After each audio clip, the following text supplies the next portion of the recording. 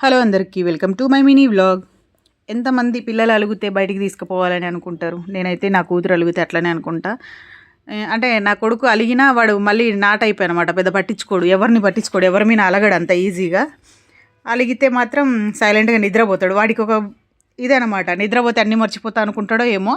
ఎప్పుడు నేను గట్టిగా అరిచినా కొట్టను, మ్యాక్సిమం 99% కొట్టను. అది ఇంకా నిద్రపోతాడనమాట ఎక్కువ అరుస్తే. ఇంకా సరే కదా ఈమె అలిగింది కదా అని చెప్పి, అంటే ఉదయం నుంచి సాయంత్రం వరకు అట్లనే కూర్చొని ఉంటున్నారు కదా, కొంచెం విసుగుపడుతుందన్నమాట. ఇంకేముందిలే 10 days అని చెప్పి మేము కూడా ఎక్కువ ఏం చెప్పం ఆమెకి. ఇంక వచ్చిన తర్వాత వాళ్ళ తమ్ముని మీద గొడవ వేసుకుంది, మొహం అంతా నల్ల పెట్టుకున్నది. అందుకనే బయటికి పోదామా అంటే ఇంకా వచ్చేసింది. పోయి ఇంకా ముగ్గురం అట్లా తీసుకుపోయినందుకు ఆమెకు అదొక సరదా అనమాట. ఊరికే ఆమె అలక కోసం పోయినందుకు మాకు 6,000 బిల్ అయిపోయింది. అంటే చాలా రోజులు అయిపోయింది. మేము కూడా డీమార్ట్కి వెళ్ళాక 8:30 తర్వాత వెళ్ళినాం. ఎంత ట్రాఫిక్ ఉందో. ఇంకా డీమార్ట్ లేకపోతే కూడా చాలామంది ఉన్నారు. బిల్లింగ్ దగ్గర బాగా లేట్ అయిపోయింది.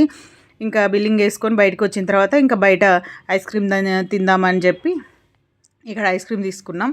మాకు 3 ఐస్ క్రీమ్స్ ఇచ్చిన తర్వాత ఐస్ క్రీమ్ కూడా అయిపోయింది. అగో తినుకుంటూ అక్కడ నిలబడ్డారు పిల్లలు. ఇంకా తినేసి ఆటో బుక్ చేసుకొని ఇంటికి వచ్చినాం. మేము తీసుకున్న సరుకులు అవి. నార్మల్గా అయితే డీమార్ట్ కంటే నార్మల్ షాపులలో తీసుకోవడమే బెటరు. కాకపోతే పిల్లలనే కాదు, ఆడిపోతే అన్నీ గుర్తుకొస్తాయి. రేట్ ఎక్కువనే, బిల్ ఎక్కువనే పడుతుంది, కానీ ఆడిపోతే అన్నీ గుర్తుకొస్తాయి. మర్చిపోయినవి కూడా తీసుకుంటామని చెప్పి తీసుకోవాల్సిందే. ఇంకా అవి తీసుకొని ఇంటికి వచ్చేసినాం.